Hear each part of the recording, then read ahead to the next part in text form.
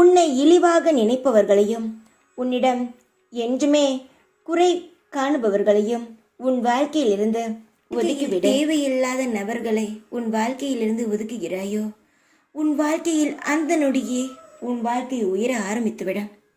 கெட்டவர்கள் உன்னை சுற்றி இருக்கும் பொழுது எந்த ஒரு நல்ல காரியமும் நடக்க விட மாட்டார்கள்.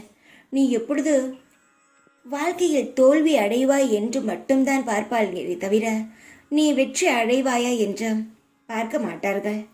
பொறாமைப்படுத்து அலையும் கூட்டம் உன்னை சுற்றி அதிகமாக உள்ளது. நீ அவர்களுக்கு மத்தியில் வாழ்ந்து காட்ட வேண்டும் என்பதும் எனது ஆசையும் உண்டு, உனது ஆசையும் உண்டு. அதனால் சொல்கிறேன், வாழ்க்கையில் நிரந்தரமான சந்தோஷமும் சகல சௌபாக்கியங்களும் நிலைத்திருக்கணும், நிறைந்து இருக்க வேண்டும் என்று நினைத்தால் தேவையில்லாத எண்ணங்களையும் தேவையில்லாத மனிதர்களையும் உன் வாழ்க்கையில் சேர்த்து கொள்ளாதே. அவர்கள் உன் தூரமாக இருக்கும் வரை நீ சந்தோஷமாக இருப்பாய். ஆனால் அவர்களே உன்னை நெருங்கி வரும்பொழுது தேவையில்லாத பேச்சுக்களும் தேவையில்லாத மனக்காயங்களும் வாழ்க்கையில் காயங்களை கண்டு பயந்து விடாதே, பயந்து ஓடாதே. காயங்கள் மறையும், கஷ்டங்கள் குறையும், உன் வாழ்க்கையில் நிம்மதிகள் பிறக்கும்.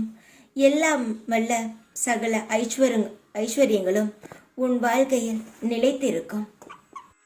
வாழ்க்கையில் இப்ப எப்படி சந்தோஷத்தை மறந்து கஷ்டத்தில் மட்டும் மூழ்கி இருக்கிறாயோ, எந்த எண்ணமும் இல்லாமல் உன் வாழ்க்கை இந்த நிலைமைக்கு ஆனதோ, அதையே மாறாக சந்தோஷத்தில் நீ மூழ்கும் விஷயமானது உன் வாழ்க்கையில் நடக்கும்.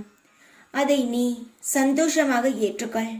கஷ்டங்கள் மறைய போகிறது, உன் வாழ்க்கையில் சந்தோஷங்கள் பிறக்கப் போகிறது. சந்தோஷமாக எழுந்து உன்னுடைய வேலையை செய். இனி நடக்கப் போகும் அற்புதங்களையும் அதிசயங்களையும் உன் கண்கூடாக நீ பார்ப்பாய்.